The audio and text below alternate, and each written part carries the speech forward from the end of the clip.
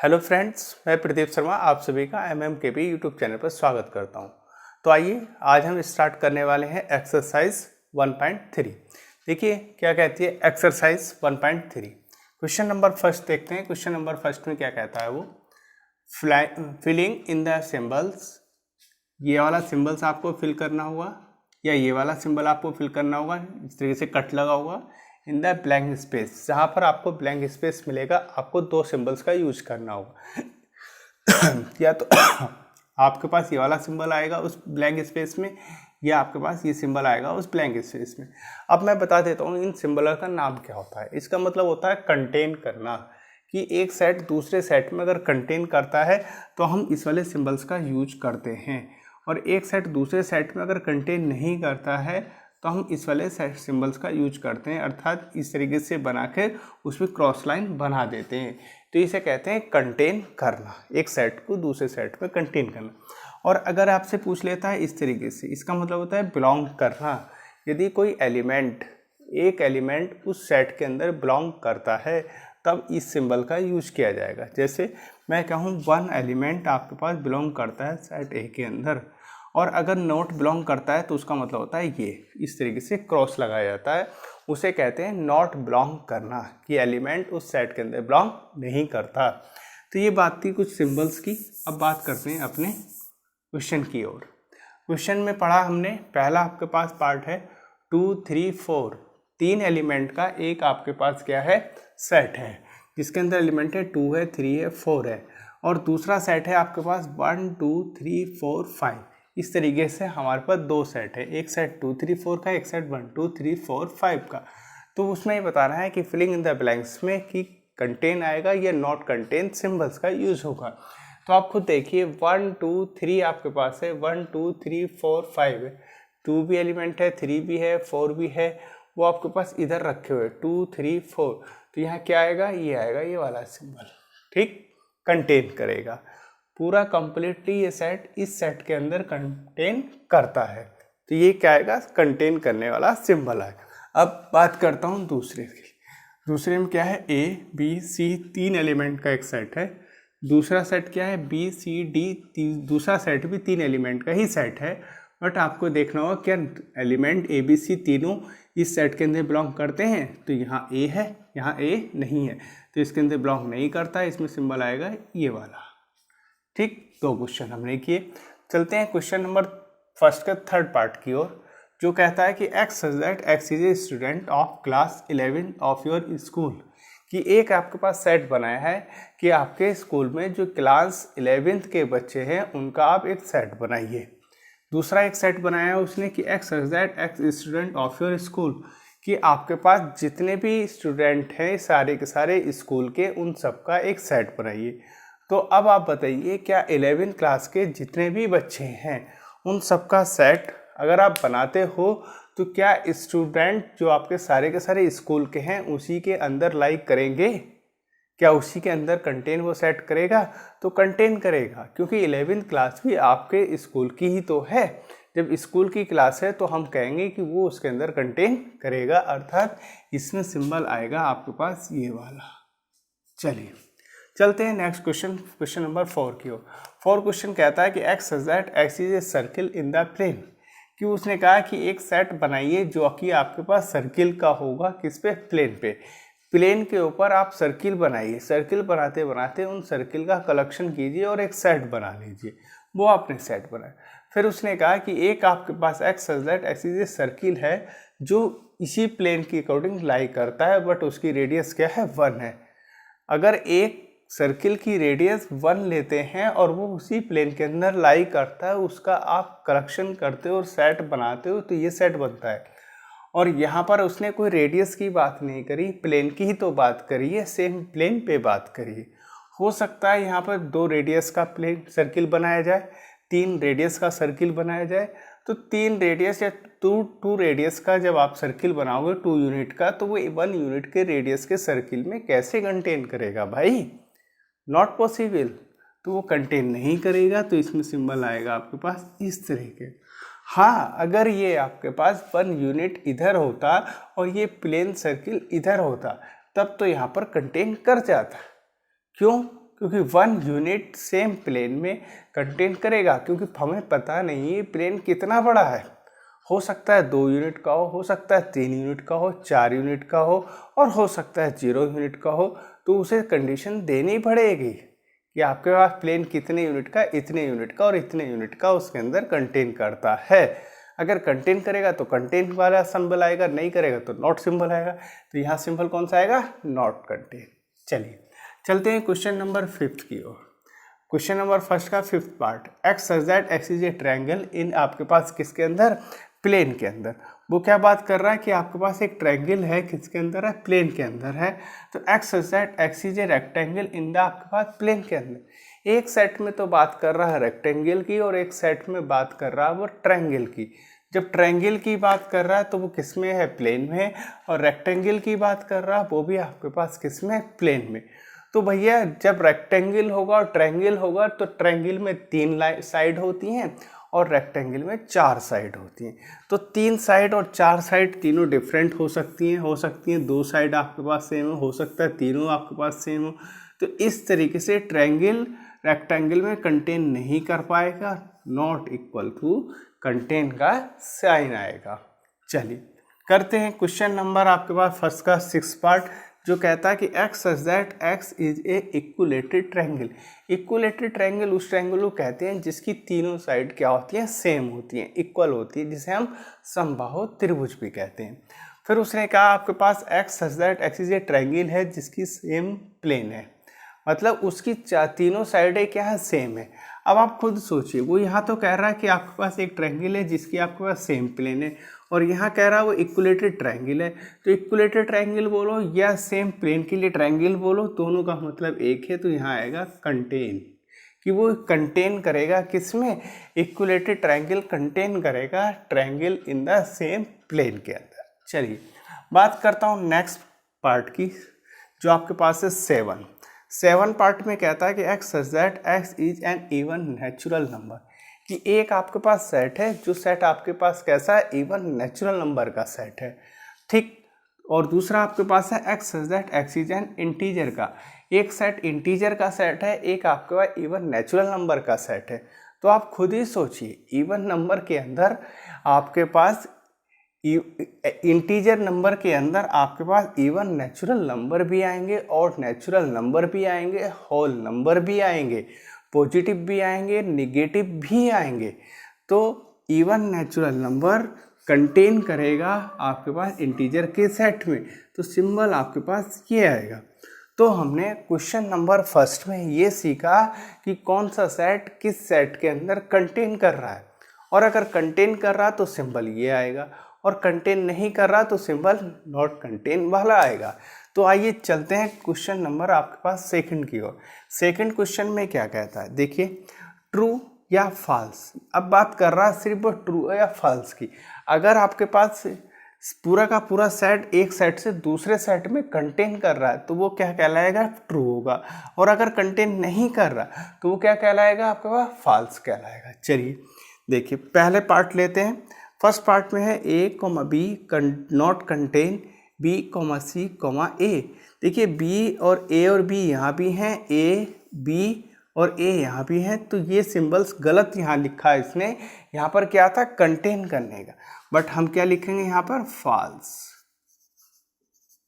अगर ये साइन ना होता तो ये ट्रू हो जाता, बट यहाँ पर उसने साइन का वो कह रहा है कि ए बी नहीं कंटेन करता बी सी ए में, बट भैया यहाँ तो कंटेन करता है। आप नॉट कंटेन की बात कर रहे हो तो हम कहेंगे ये फॉल्स है। अब सेकंड पार्ट में कहता है ए ई का 2 एलिमेंट का सेट है, क्या वो कंटेन करता है? X such that X is A Wavell in English alphabet. English के जितने अल्फ़ाबेट हैं उनमें जो वॉवेल्स का सिलेक्शन कलेक्शन आपने किया वो उस सेट को ये बनाया। तो वॉवेल्स कौन कौन से हैं? ए ई आई ओ यू, ये 5 वॉवेल होते हैं, इनका कलेक्शन करके आपने ये सेट बना लिया। और एक सेट दिया ए कोमा ई, क्या ए ई आपके पास इस सेट के अंदर बिलोंग करता है? तो आप कहोगे करता है। अगर ऐसा बिलोंग करता है तो आप क्या कहोगे? वो भैया ट्रू होगा, ठीक। तो क्या हुआ? ट्रू हुआ। अब बात करते हैं अपना थर्ड की। थर्ड में कहता है 1,2,3 आपके पास कंटेन करता है 1, 3, 5। देखिए यहाँ पर आपके पास 2 है और यहाँ कहीं भी 2 नहीं है, तो ये क्या कहलाएगा? फॉल्स। ये फॉल्स होगा। नेक्स्ट फोर्थ पार्ट की ओर चलते हैं। एक एलिमेंट है, सिंगल एलिमेंट ए, कंटेन करता है ए बी सी। क्या बात सही है? हाँ सही है। ये क्या है? आपके पास सिंगल एलिमेंट का सेट आपके पास ए बी सी अर्थात इसके अंदर क्या करता है? कंटेन करता है, तो ये क्या कहलाएगा? ट्रू कहलाएगा। इसी तरीके से फिफ्थ पार्ट में उसने कहा कि सिंगल एलिमेंट का सेट है, वो बिलोंग करता है किसके अंदर? ए बी सी के अंदर।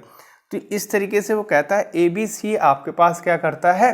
बिलोंग करता है। क्या ये बात सही है या गलत है? देखिए यहाँ बात करते हैं, अगर करली ब्रैकेट के अंदर कोई एलिमेंट लिखा जाता है तो वो एक सेट बन जाता है, क्योंकि हमने डेफिनेशन पढ़ी है collection of A well defined object. तो अगर कलेक्शन करके वेल डिफाइंड ऑब्जेक्ट का एक सेट के अंदर एक करली ब्रैकेट के अंदर हम रख देते हैं तो वो एक सेट की डेफिनेशन को रिप्रेजेंट करता है। तो यहाँ पर एक सेट है, नॉट की ए बिलोंग, नॉट ए एलिमेंट। यहाँ पर एक एलिमेंट नहीं है, ये सेट है। अगर एलिमेंट होता तो बिलोंग कराएंगे और सेट होगा तो कंटेन कराएंगे। तो यहाँ बिलोंग वाला जो सिंबल है वो गलत है, तो हम यहाँ क्या कहेंगे? फॉल्स। ये सी इसकी कहानी। अब नेक्स्ट आपके पास 6 पार्ट, क्वेश्चन नंबर 2। वो कहता है x such that X is an even natural number less than आपके पास 6 से छोटे आपके पास इवन नेचुरल नंबर कौन से हो? ये होंगे 2 होगा, 4 होगा, 2 ही नेचुरल नंबर होंगे 6 से कम। अब दूसरी तरफ उसने कहा x such that X is a natural number which divides आपके पास 36 को डिवाइड करने वाले नेचुरल नंबर कौन से होंगे? 1 होगा, 2 होगा, 3 होगा, 4 होगा, 6 होगा, 8 होगा, 8 नहीं 9 होगा, 12 होगा, 13 नहीं, 14 नहीं, 16 नहीं, 17 नहीं, 18 होगा और आपके पास 36 होगा। ये होंगे। तो क्या 2 और 4 आपके पास इधर आ रहा है? 2 ये है, 4 तो ये क्या है? कंटेन कर रहा है। इसका मतलब क्या है? ये ट्रू है। तो यहाँ हमने क्वेश्चन आपके पास 2nd तक कंप्लीट किए। फर्स्ट क्वेश्चन में हमने कंटेन कराने वाला सिंबल्स देखा कि किस में कंटेन करता है और किस में कंटेन नहीं करता। 2nd क्वेश्चन में हमने सीखा कि भैया कौन सा ट्रू है और कौन सा फॉल्स है। इस तरीके से हमने 2 क्वेश्चन अटेंड किए। आइए अब चलते हैं क्वेश्चन आपके पास 2nd की ओर। क्वेश्चन चलते हैं आगे की ओर, जिसमें हम लेंगे क्वेश्चन आपका थर्ड क्वेश्चन में क्या कहेगा वो हम बात करते हैं। देखिए किस तरीके से। चलिए क्वेश्चन आपके पास थर्ड क्वेश्चन में कहता है कि कोई भी एक सेट आपके पास दिया गया है और देने के बाद वो कहता है क्या ये सेट के अंदर कुछ सेट कंटेन करते हैं या नहीं करते। जैसे इस तरीके से क्वेश्चन नंबर 3, सेट हमारे पास दिया हुआ है ये, ठीक। क्या सेट है? 1, 2, आपके पास 3। देखिए ये सेट है 1, 2, 3, आपके पास 4 और कॉमा आपके पास 5। ये आपके पास एक सेट दिया गया है। अब उसमें कुछ उसने पार्ट भी दिए, जैसे फर्स्ट पार्ट में कहा 3, 4 डॉट और ए। फिर 2nd पार्ट दिया है। 2nd पार्ट में कहा गया है उसने कि भैया 1, 3, 4 3, आपके पास 4 और बिलोंग ए के अंदर। करेक्ट और इनकरेक्ट की बात करेगा वो थर्ड के अंदर। थर्ड पार्ट आपके पास दिया गया है। थर्ड पार्ट में उसने कहा है कि 3,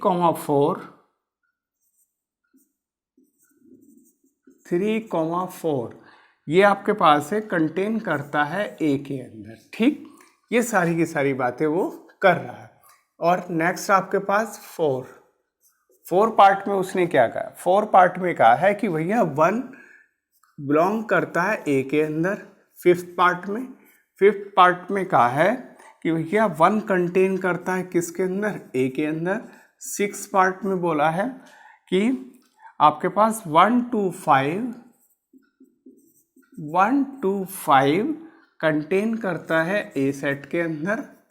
इसी की तरह से 7 पार्ट में कहा है कि आपके पास 1 to 5 बिलोंग करता है आपके पास सेट ए के अंदर। इसकी तरह से 8 पार्ट में पहुँचे। 8 पार्ट में कहा है कि भैया 1 to 3 कंटेन करता है ए आपके पास सेट के अंदर, इस तरीके से। और 9 में हम पहुँचे, 5 आपके पास है कि 5 आपके पास बिलोंग करता है किसके अंदर, ए के अंदर। और लास्ट में अगर आप 10 आपके पास है तो बनता है आपके पास 5 बिलोंग करता है, कंटेन करता है ए सेट के अंदर। और 11 पार्ट इसी का है जो वो कहता है कि 5 आपके पास इस तरीके से कंटेन करता है किसमें, सेट ए के अंदर। इस तरीके से उसने कुछ क्वेश्चन आपके पास दिए पार्ट्स के रूप में।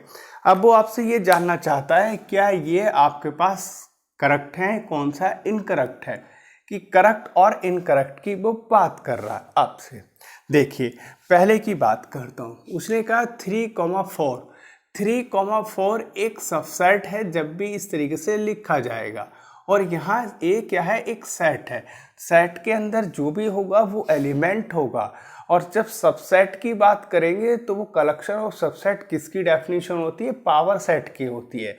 जब पावर सेट की होती है तब हम ये कहेंगे कि भैया यहाँ पर जो आपने बात करी है कि 3,4 आपके पास कंटेन करता है ए के अंदर, तो 3,4 एक एलिमेंट की तरह से काम कर रहा है, कंटेन नहीं कर रहा। कंटेन करेगा तो हम कहेंगे वो आपके पास क्या होगा, सबसेट होगा। तो यहाँ सबसेट नहीं है तो ये क्या होगा आपके पास, इनकरेक्ट होगा। तो फर्स्ट पार्ट कैसा हो गया, इनकरेक्ट। फर्स्ट पार्ट आपके पास बना इनकरेक्ट, क्योंकि एलिमेंट है, एलिमेंट कंटेन नहीं करता, वो बिलोंग करता है सेट के अंदर। और अगर ये सबसेट है तो यहाँ पावर सेट होता तब हम उसे कंटेन का शब्द कहते, सही होता। तो ये क्या हुआ, इनकरेक्ट। अब देखिए सेकंड में हमने कहा ये एलिमेंट है और एलिमेंट यहाँ रखा हुआ है तो वो इसके अंदर बिलोंग कर रहा है, अर्थात ये क्या हुआ, करेक्ट हुआ। ये बात सही है। चलते हैं आगे की ओर।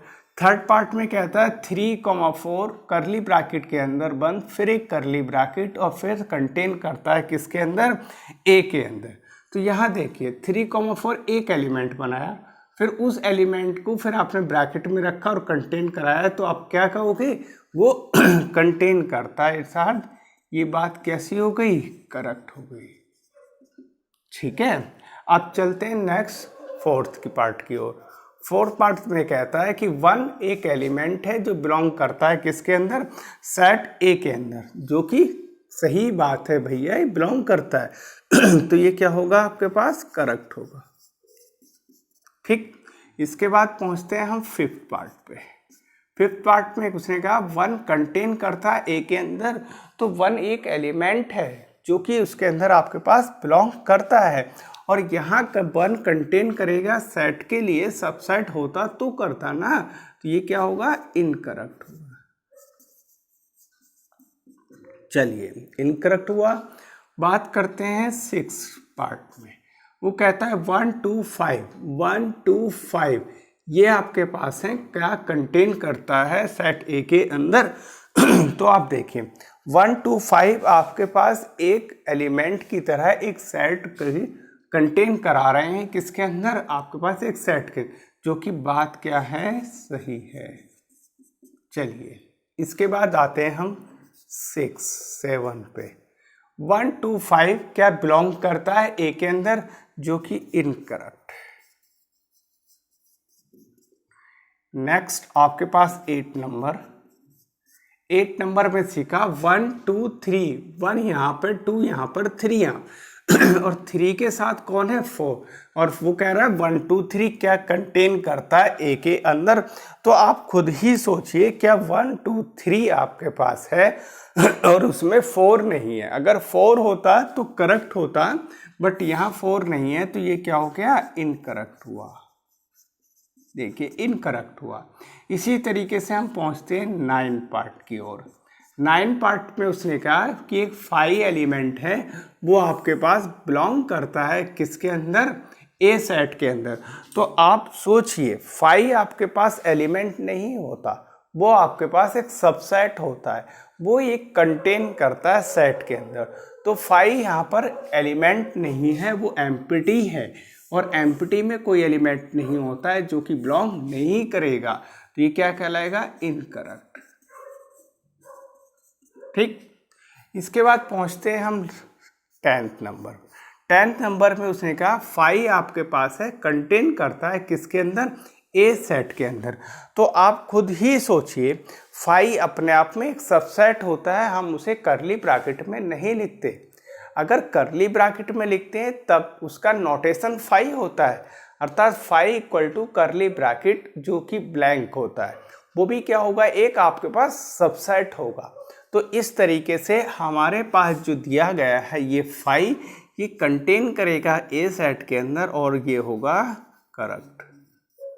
ठीक, last 11th number. 11th number में उसने बात करी कि भैया एक 5 है और करली ब्रैकेट में इस तरीके से बंद है, क्या वो आपके पास सेट ए के अंदर कंटेन करता है। तो आप खुद सोचिए, आप यहाँ तो कह रहे हो 5 आपके पास एम्प्टी है, कंटेन करता है ए के अंदर, और फिर आप कहते हो करली ब्रैकेट के अंदर बंद करके क्या कंटेन करता है सेट ए के अंदर। तो ऐसा पॉसिबल नहीं है, तो ये क्या कहलाएगा, इनकरेक्ट कहलाएगा। तो हमने क्वेश्चन नंबर 3 में करेक्ट और इनकरेक्ट को सीखा कि कौन सा करेक्ट सेट है, कौन इनकरेक्ट सेट है, कौन सेट में कौन सा सेट कंटेन कर रहा तो वो करेक्ट होगा, या एक सेट में अगर एलिमेंट दिए गए हैं या उसके सबसेट दिए गए हैं, अगर सबसेट उस सेट में लाई कर रहे हैं तो वो कंटेन में जाते हैं, और अगर एलिमेंट हैं और एलिमेंट उस सेट के अंदर रखे हैं तो उसे हम बिलोंग कहते हैं। तो हमने सीखा कैसे कौन सा सेट करेक्ट है और कौन सा सेट इनकरेक्ट है, एक सेट के कुछ एलिमेंट के साथ लेके। ठीक, तो आज के लिए इतना ही, हम अपना लेक्चर यहीं रोकते हैं। क्वेश्चन नंबर 3 तक हमने किए एक्सरसाइज 1.3 के। कल हम यहीं से स्टार्ट करेंगे क्वेश्चन नंबर 4 से, एक्सरसाइज 1.3 से ही। आज के लिए इतना ही। Thank you so much.